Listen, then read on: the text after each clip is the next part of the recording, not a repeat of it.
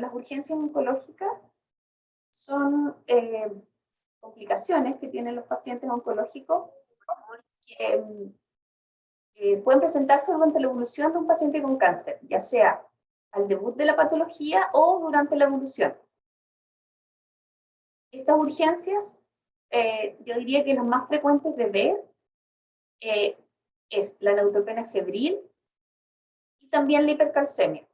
Son dos urgencias que con mayor frecuencia se dan, pero es súper importante cualquier médico que atienda a pacientes en urgencia, sobre todo en el contexto que el cáncer ha ido aumentando y muchos pacientes están, ya sea con cáncer sin tratamiento como con tratamiento, reconocer cada una de estas urgencias, como después van a hablar del síndrome de Benacaba, también la lisis tumoral es una urgencia bastante agresiva, taponamiento cardíaco, hipercalcemia, la compresión medular, la leucostasia, que ya más específica de hematología, hiperviscosidad e hipertensión endocraniana.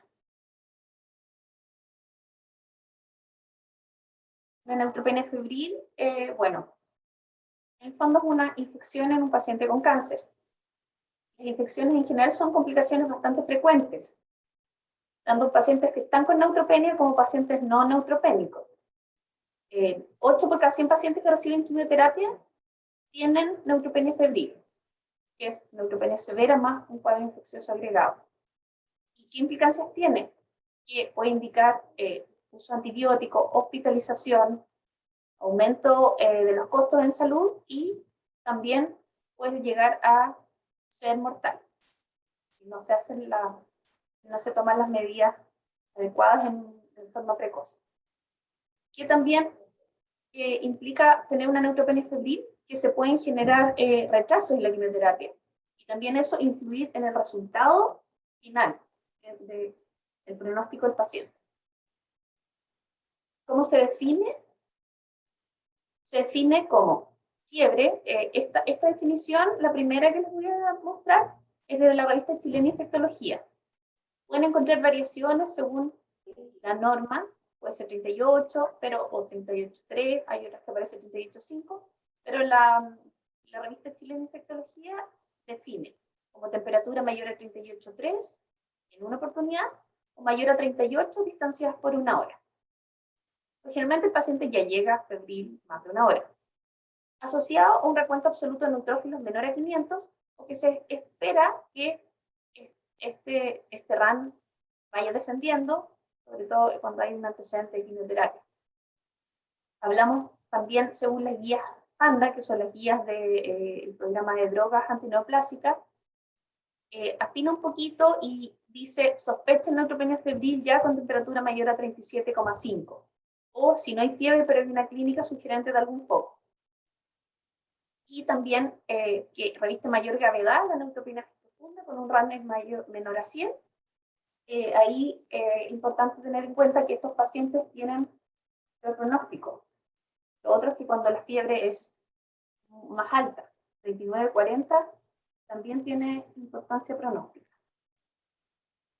Entonces es importante cuando vemos un paciente que llega a urgencia con fiebre, y el primer examen, entre los primeros exámenes que le pedimos es un hemograma. Aquí los laboratorios nos indican varios valores críticos en general cuando llegan los resultados. Por ejemplo, acá, este es un paciente que está, está ahora en quimioterapia, después de su primer ciclo, llegó a oncología, le tomamos los exámenes de control, tenía una hemoglobina en 6 y plaquetas 11.000. Entonces nos avisaron valor crítico. Indicación transfusional, obviamente, por de glóbulos rojos y plaquetas, y de los leucocitos no nos dijeron nada. Hasta que salió en el sistema, tenía un RAN de 100. O sea, era mucho más urgente este paciente manejar la neutropenia, incluso que las otras citopenias. Ahí, entonces, es súper importante que al ver un hemograma, aparte de ver los leucocitos, hay que mirar la fórmula. El paciente tenía un RAN de 100, linfocitos 5.600, porque es una patología linfoide, un linfoma con compromiso en la sangre y está expuesto, digamos, a infecciones, hay que tomar decisiones acá rápidamente. Les pongo un primer caso, antes de continuar con el tema, que también es un caso de acá del hospital, que fue en octubre del año pasado. Llegó a urgencia un hombre de 29 años, sin antecedentes mórbidos, que consultó por un mes de fatiga y sensación febril. ¿Ya? Se aguantó en la casa y llegó a urgencia con 38 de temperatura, taquicárdico y polipneico. Un hombre joven, sano. Y bueno, en la unidad de emergencia, exámenes, el paciente tenía además mucha dificultad respiratoria, probablemente por esta anemia tan severa, más la fiebre, hemoglobina de 2,5, blanco 7000 y plaquetas de 10.000. Y vemos lo mismo que en lo anterior, blancos normales. Pero la fórmula, revisarla, vemos que tenía un RAN de 100, linfocitos 4500, monocitos 2400, eso es la fórmula automática. Luego, al ver el frotis, todos estos linfocitos y monocitos eran blastos, ¿ya? Así que estábamos en contexto de una leucemia linfoblástica aguda que debutó con una neutropenia febril. Entonces, aquí este paciente requiere un manejo muy intensivo y ahí vamos a continuar al final, les voy a contar cómo sigue el caso. Entonces, los pacientes con cáncer tienen defectos de la inmunidad celular, inmunidad humoral, que está dado ya sea por la patología de base, patologías linfoides o otras neoplasias que pueden estar comprometiendo, digamos, médula ósea y la producción de tanto linfocitos como neutrófilos, y también defectos que son por el tratamiento que les podemos estar dando, quimioterapia o radioterapia, ¿ya? Otros anticuerpos monoclonales, por ejemplo, que pueden alterar la inmunidad, la producción de inmunoglobulinas en algunos pacientes también, etc. ¿Qué también tienen estos pacientes? Daño en las barreras anatómicas. Eso también puede estar dado por la misma enfermedad, por el tumor. Tumores que comprometen el tubo digestivo tienen más probabilidad de traslocar. Pacientes que tienen mucositis por el tratamiento, pacientes que los invadimos con catéteres, etc., y es venosa. Así que tienen varios puntos de entrada que favorecen las infecciones. También la infiltración medular, ya sea tumores sólidos como tumores hematológicos, que tienen compromiso, ocupan espacio en la médula, producen mayor riesgo de infección. Alteraciones en la nutrición, la intensidad y la duración de la neutropenia, que también es un factor de riesgo. Si la neutropenia es menos de 7 días o es una neutropenia que es moderada, no es severa, va a tener menos riesgo de infectarse. Entonces, ¿en qué paciente vamos a sospechar una neutropenia febril? Porque siempre a la llegada de un paciente con fiebre o urgencia vamos a ver en qué contexto, si fue un cuadro agudo, un paciente con antecedentes de neoplasia o está debutando. Vamos a verlo en debut de leucemias agudas, otras neoplasias con compromiso médula ósea, un cáncer de próstata metastásico, un cáncer de mama con metástasis óseas en general, pueden tener neutropenia de base, sin tratamiento. También la toxicidad posterior a quimio o radioterapia, y no olvidar que no siempre son pacientes oncológicos. También hay pacientes con neutropenia febril que tienen toxicidad a otras drogas. Pacientes reumatológicos que usan metrotexato y por ciertas situaciones, deshidratación, falla renal, aumentan sus niveles y pueden llegar con una pancitopenia y neutropenia febril. Los antitiroides también, el metimazol, propiltiuracilo, también importante ese antecedente al preguntar los fármacos del paciente. Y pacientes con aplasia medular. Recordar que, bueno, sobre todo la quimioterapia, que cuando son drogas mielosupresoras, hay algunas quimioterapias que son mucho más supresoras de la médula y en que tenemos que, con mayor razón, sospechar neutropenia febril. De los tumores sólidos, el cáncer de mama en tratamiento, los sarcomas en tratamiento y el cáncer testicular, que son quimioterapias que pueden aplaciar. Y en los hematológicos, las leucemias agudas, linfomas agresivos, cuando tienen compromiso de médula ósea, en general un paciente con linfoma no hace neutropenia. Ustedes de repente ven en urgencia uno que otro, pero de toda la masa de pacientes que están en tratamiento, son los menos. Pero los que comprometen la médula pueden llegar con neutropenia. Y los síndromes mielodisplácticos. ¿Y cómo definimos qué riesgo tienen estos pacientes? Hay pacientes de bajo riesgo que tienen neutropenia febril, pero son de bajo riesgo de mortalidad y de complicaciones. Y otros pacientes, neutropenia febril, con alto riesgo de mortalidad y complicaciones.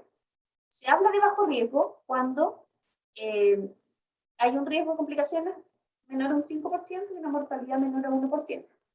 Y para eso tenemos el score, el más conocido, el score MAS, que se toman en cuenta estos puntajes.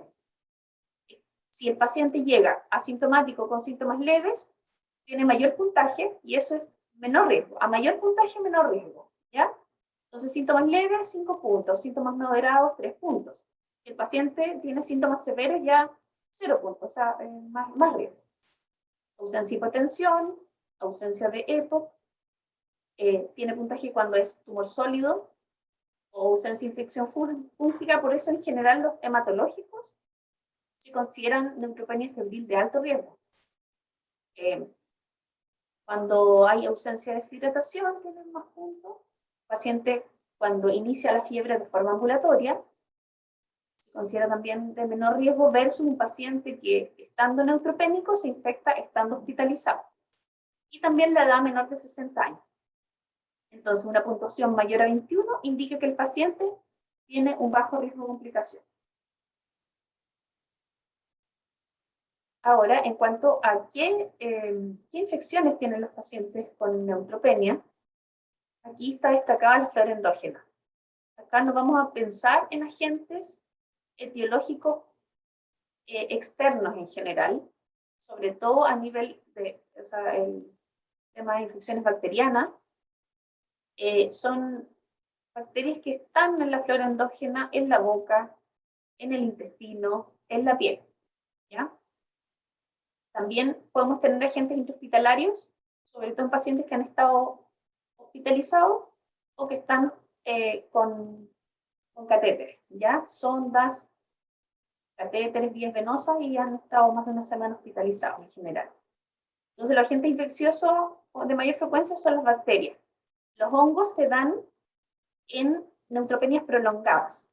Los virus, puede haber reactivación de distintos virus, como el virus herpes, simple y zóster, pero también, bueno, citomegalovirus también, pero en general hay que también pensar en los virus estacionales, dependiendo en qué, si estamos en pandemia, no estamos en pandemia, si el paciente está vacunado de influenza o no, etc. Y destacar que la precisión etiológica es baja. En general, menos de un 20% identificamos ya sea un foco o tenemos hemocultivos positivos, y menos para hongos. Muchos de estos tratamientos son empíricos, basados en la epidemiología local y, bueno, pensando en la flora endógena. Depende del centro también. En general, en nuestro medio tenemos neutropenias febriles más bien por bacilos gram negativos, pero en muchos centros antiguamente tenían más frecuencia de bacilos gram negativos y actualmente, por el uso de profilaxis infecciosa, instalación de catéteres, han aumentado sus infecciones por Caucasia gram positiva. Entonces, en Chile no hay muchas publicaciones, pero acá tenemos una de varios centros, que es el Hospital Barros Luco, El Salvador, el Hospital Militar y la Católica, que mostraba de todas maneras que era más frecuente la neutropenia febril por bacterias gram negativas, en segundo lugar gram positivas, menos frecuentemente levaduras y bacterias anaerobias. De las gram negativas, Escherichia coli, Klebsiella, Pseudomonas, Enterobacter, Tenotrophomonas. Y las Caucasia gram positivas, tenemos estafilocoagulación negativa, streptovirens, Staphylo aureus y Enterococcus.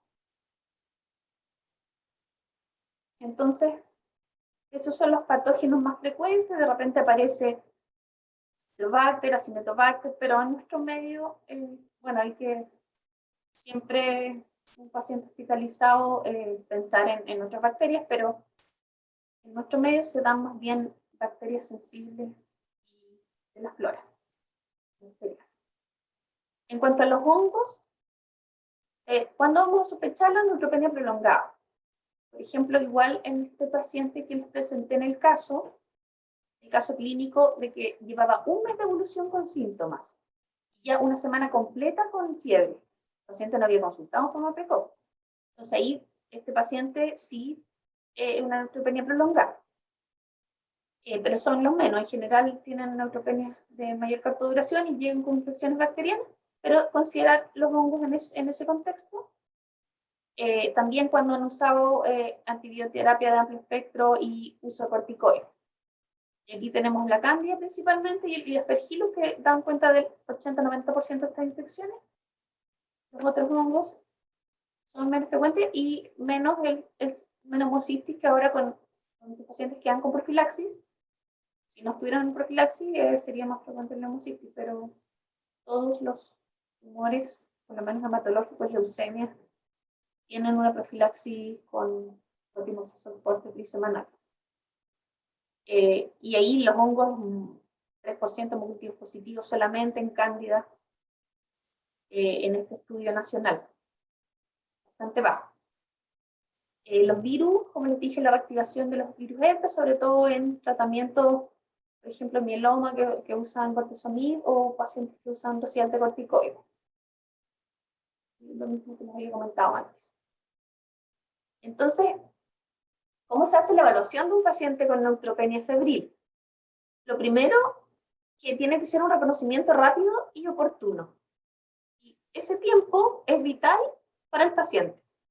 Mientras antes se parta el tratamiento antibiótico empírico, mejor va a ser su evolución, ¿ya? Con la infección se perpetúa la neutropenia, entonces después es más difícil sacarlos de esta neutropenia.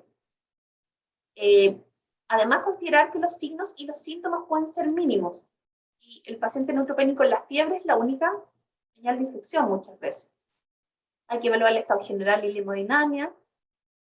De todas maneras, la presencia de foco es rara, pero de todas maneras buscarlo, aunque los síntomas pueden ser bastante sutiles, buscar la boca, buscar si hay odinofagia, una como forma de las leucemias en general, pacientes que han estado como con, entre comillas, amigdalitis, y no respondieron al tratamiento antibiótico, llevan una semana con fiebre y se les vuelve a tomar, se les toma ahí exámenes y están con neutropenia.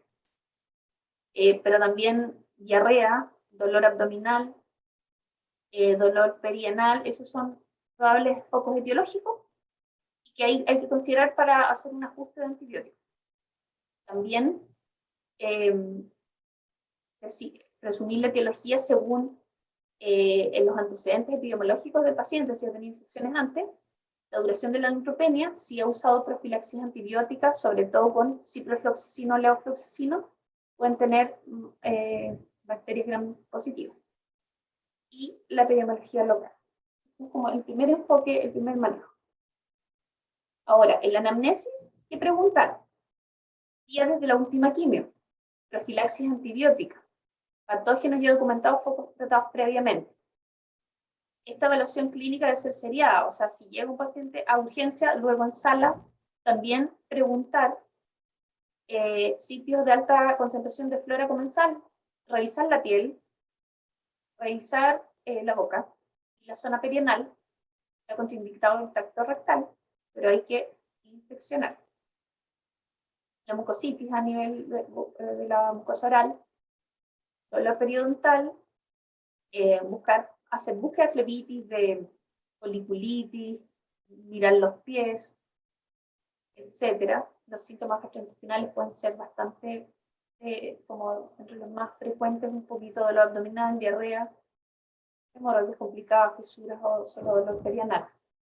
Es más raro tener síntomas respiratorios, pero En cuanto a las infecciones por hongo, el Aspergillus compromete los senos paranasales y a nivel del parénquima pulmonar, por lo tanto, pueden tener dolor poco inspiratorio, un poquito de tos, aunque es bien anodino el examen físico.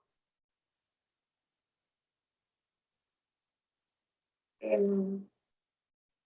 más seguimos? Exámenes. Acá, el examen que más nos va a aportar y que nos va a permitir hacer un ajuste antibiótico en caso de que nos salgan positivos son los hemocultivos. Ese es el primer examen que hay que tomar. Ya, también, bueno, el perfil hematológico, que debería ser seriado, al menos cada 48 horas, pero si no está con neutropenia severa, se está con un RAM de 800 y tiene fiebre, lo vamos a manejar igual como una neutropenia febril, y hay que ir haciendo de forma seriada el examen, ¿ya? Para evaluar si hay que aumentar el factor estimulante colonia, por ejemplo. Y ver las funciones orgánicas, más que nada. Glicemia, función renal, hepática, electrolitos, coagulación, grupo sanguíneo, porque muchas veces no es solo la neutropenia, sino que también anemia, trombocitopenia, y hay que adelantarse antes de tomar el examen por si eventualmente nos requiriera una transfusión. La PCR la tomamos, pero no cambia mayormente la conducta que esté más alta o más baja. En cuanto a las imágenes, no son urgentes y no se deberían solicitar desde la urgencia en caso de una neutropenia febril sin mayores síntomas, la radiografía de tórax, urocultivo, otros cultivos. No son urgentes. Solo si hay síntomas que hagan sospechar de algún foco, pero no deben retrasar el inicio de la terapia antibiótica. ¿Ya? Primero el hemocultivo y el antibiótico, luego, si quieren, si tiene síntomas, vamos a hacer imagen. Y en realidad el TAC de tórax es el que nos va a aportar, como en el caso de que queramos identificar aspergilosis pulmonar. El hemocultivo, dos hemocultivos periféricos de sitios distintos. Lo ideal es esto, pero acá no hacen en general distanciado 20-30 minutos. Si tuviera un catéter, un hemocultivo de catéter. Y esto es como para definir como el criterio de cuando estamos hablando de una bacteria asociada a catéter. ¿Ya? En general se hace, pero bajo rendimiento para hongos. Mayor frecuencia, ¿qué cultivos nos salen positivos? Entre bacterias no fermentadoras, el Staphylococcus, el coagulasa negativo, enterococo, bacterias de crecimiento fastidioso, pueden salir en los sistemas.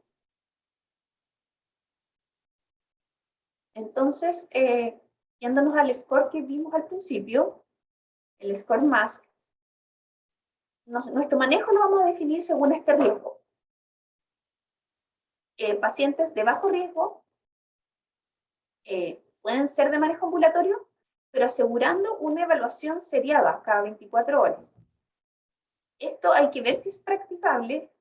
En países desarrollados se hace. Acá, en nuestro medio, es difícil que un paciente todos los días lo llame a alguien y lo evalúe diariamente si es que no está hospitalizado. Así que es discutible, pero el manejo ambulatorio podría ser con antibioterapia con levo o con cipro más amoxiclavulánico.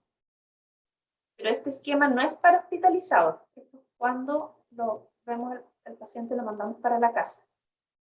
Siempre con la posibilidad de algún teléfono para reconsultar o acudir a urgencia.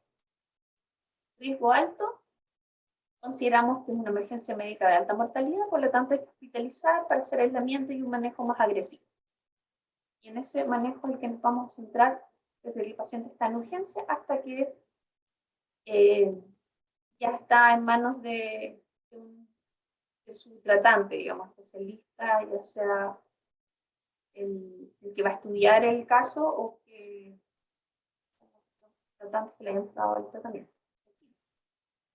Entonces, la indicación de hospitalización, idealmente, va habitación individual, pero si no hay, podrá ser manejado en habitaciones compartidas, pero cumpliendo con las precauciones estándar. O sea, no retrasar una hospitalización porque no hay aislamiento, porque hay que partir con todas las medidas de que el paciente está en urgencia y continúa hospitalizado. En cuanto a las precauciones estándares, la higiene de manos, hay que agregar uso de guantes, mascarilla, delantal del personal de salud y de las visitas. Objetos de uso personal deben ser lavables y limpios. Se recomienda alimentos cocidos, no hay mucha evidencia de esto, pero es como opinión de expertos, les dejamos en el periodo neutropenia, o sea, todo cocido. Ambiente protegido, que ya se refiere a uso de piezas con filtros, con filtro EPA y compresión positiva, ¿ya? Pero lo básico es lo de más arriba. Ahora, esas son las medidas básicas. Si no hay habitaciones individuales, no será impedimento el ingreso de un paciente a la unidad que lo requiera. Eso que quede claro, los cuidados del paciente hay que asegurarlo. Entonces, estabilizar e iniciar antibióticos antes de 1 hora. Si dejamos la indicación, hacemos la receta, que vayan a buscar el antibiótico, que se lo administren al paciente, que no quede para 6 horas después. La hidratación endovenosa debe ser con suero fisiológico, partiendo de urgencia. 3.000 en 24 horas, más electrolitos. Y en el caso de hipercalemia, falla renal, bueno, hay que ir ajustando según la hemodinámica del paciente y aumentar o disminuir la hidratación según el caso. La higiene de piel y mucosa, ¿a qué se refiere? Colutorios con antisépticos. Higiene de piel es que el paciente tiene que tener baño diario. Por arrastre, acuérdense que es flora comensal, así que por arrastre hay que sacar el exceso, digamos, de bacterias. ¿Cómo aseguramos un tránsito intestinal? Esto es con uso de prokinéticos. Y lactulosa o PEG. Ya asegurar, o sea, tu paciente tiene que estar todos los días con deposiciones. Si no tienen deposiciones, hay que aumentar, digamos, la dosis del tratamiento. ¿Por qué? ¿Por qué es esto? Porque si el paciente no tiene tránsito, tiene más posibilidades de hacer translocación bacteriana. Evitar procedimientos invasivos y el soporte transfusional. La antibioterapia debe ser combinada. Las ventajas que tiene potencial de sinergia a bacilos gram negativos más virulentos. Y reducción de la emergencia de cepas resistentes en el tratamiento. ¿Cuáles son las desventajas? Que podemos tener eventos adversos, se usa amicacina, así que igual hay que tener ojo con la función renal, y no habría diferencia de mortalidad en usar uno versus antibioterapia combinada. Los esquemas y la normativa local y nacional es de antibioterapia combinada. ¿Qué antibióticos hay que usar? Pacientes ambulatorios, hay que sospechar bacilo negativo o gram positivo en ciertas situaciones. El esquema que tenemos acá a nivel de la norma del Hospital Clínico Magallanes es ceftazidima, 2 gramos cada 8 horas endovenoso, más amicacina, 15 miligramos al día en una dosis diaria. También es una opción que no está en la norma del hospital, pero sí en la norma nacional del PANDA, que es ceftriaxona 2 gramos al día más amicacina, la misma dosis, 15 miligramos por kilo, o sea, 15 miligramos por kilo al día. Es habitualmente 1 gramo. ¿Cuándo sospechamos anaerobios? Cuando hay diarrea, dolor abdominal o dolor perianal. Se agrega metronidazol, 500 cada 8 horas, vía oral. Y cuando sospechamos el foco cutáneo, a nivel extrahospitalario, si llegan con ese foco, se agrega cefazolina. Y si es intrahospitalario, obviamente vancomicina. ¿Cuándo sospechar? Bueno, flora nasocomial cuando el paciente tiene factores de riesgo, invasiones o está hospitalizado. Y ahí, pseudomonas, estafiloaureus también están presentes, cándida u otros hongos filamentosos. Entonces, aquí el esquema sería tazonam y se agrega vancomicina si es que está con algún catéter, si está con mucositis severa, y también pacientes con compromiso hemodinámico. ¿Ya? Ahí me faltó ponerlo del compromiso hemodinámico. ¿Cómo continúa este caso? Para que lo recuerden, era el paciente joven de 29 años, que llegó con fiebre y síntomas de un síndrome anémico y sangrado, estaba con sangrado activo. Entonces, ¿qué se hizo? Se dio tratamiento con ceftriaxona amikacina. Los objetivos fueron negativos. Donde continuó con fiebre, a las 48 horas se le realizó un TAC que mostraba múltiples nódulos pulmonares. Por lo tanto, se le hizo un lavado bronquialveolar y se agregó tratamiento de cobertura de aspergilosis con voriconazol con la sospecha por imágenes. Se estudió la médula ósea y confirmó la leucemia linfoblástica aguda con un 95% de blastos. ¿Ya? Este paciente se trasladó para tratamiento y actualmente está en remisión completa, haciendo su vida normal y está en tratamiento oral de mantención. Y esto desde octubre de este año hasta ahora, en menos de un año, el paciente pacientes jóvenes con leucemia linfoblástica aguda tienen altas posibilidades de curación. Así que, ¿por qué lo refuerzo? Porque un paciente podría haberse muerto de la neutropenia febril si no hubiéramos hecho un manejo adecuado, ¿ya? Y eso sella su pronóstico. Y como resumen, cuando un paciente neutropénico presenta fiebre, debe recibir reconocimiento oportuno, tratamiento antibiótico precoz, antibioterapia activa frente a gram negativos más probables según epidemiología local, una evaluación seriada y ajuste basado en parámetros clínicos y microbiológicos. ¿Ya? ¿En qué se refiere el ajuste? Porque si el paciente empieza a subir los neutrófilos, sale de la neutropenia, se da la fiebre, el tratamiento antibiótico es corto, apenas termina, digamos, cumple esos criterios. 48 horas sin fiebre y con un RAM recuperado.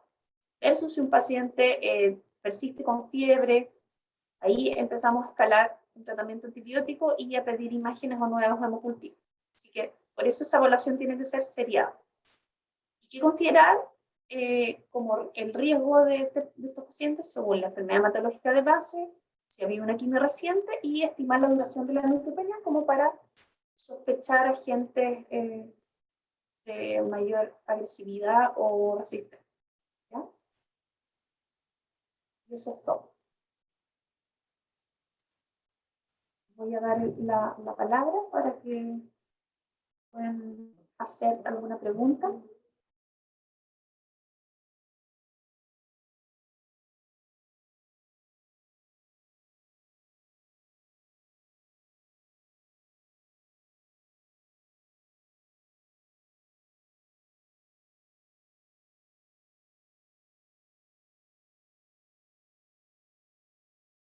Cuéntenme si hay alguna duda, pregunta en cuanto a esta urgencia.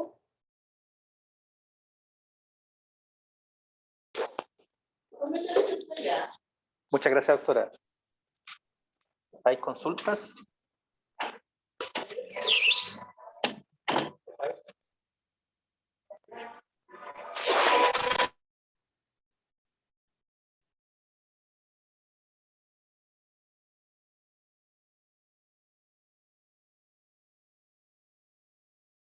Puede ser por el chat también.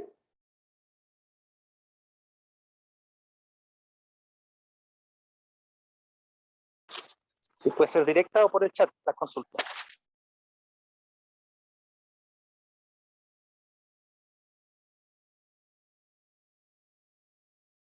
Bueno, un tema bastante importante de lo que más como repetí varias veces, el reconocimiento precoz.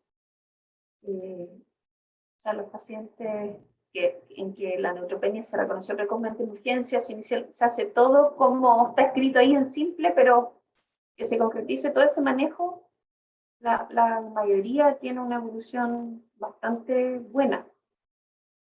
Y eso lleva a poder continuar con el tratamiento oncológico, no afectar su pronóstico.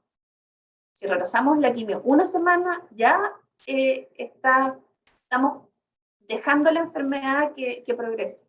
Entonces, ahí Eso es bien importante que lo conozcan.